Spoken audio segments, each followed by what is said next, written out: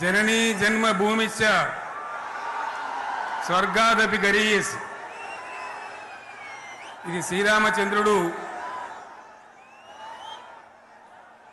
లంక మీద యుద్ధం చేసి రావణ సంహారం చేసి అయోధ్యకు తిరిగి రావాలి అనేటువంటి ఆలోచనలో ఉన్నప్పుడు రాముల వారి సోదరుడు లక్ష్మణుడు సహా ఆయన వెంట ఉన్న చాలా మంది పెద్దలు లంక చాలా సువర్ణమయంగా ఉంది, అద్భుతంగా ఉంది, మనం ఇంకా అయోధ్యకి ఎందుకు ఇక్కడి నుంచే పరిపాలన చేద్దామని అంటారు. దానికి శ్రీరామచంద్రుల వారు ఒప్పుకోలేదు.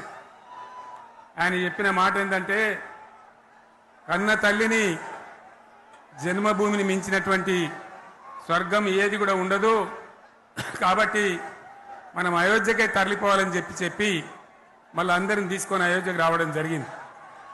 అదే స్ఫూర్తితోని చాలా గందరగోళ స్థితిలో ఉన్నటువంటి, దిక్కు తోతని స్థితిలో ఉన్నటువంటి, ఆత్మహత్యలకు ఆలవాలమైనటువంటి, వలసలకు నిలయమైనటువంటి ఒక ఘోరమైన ఆపదలో వలసవాదుల విషకవిగిలిలో చిక్కి నలిగిపోతున్న తెలంగాణ రాష్ట్రాన్ని ఎట్టి పరిస్థితుల్లో విముక్తి చేయాలని, స్వరాష్ట్రం సాధించాలని, జనని జన్మభూమిని మించిన వేరేది లేదని చెప్పి నేను ఒక్కడిగా బయలుదేరి ఆనాడు తెలంగాణ ఉద్యమానికి శ్రీకారం చుట్టడం జరిగింది.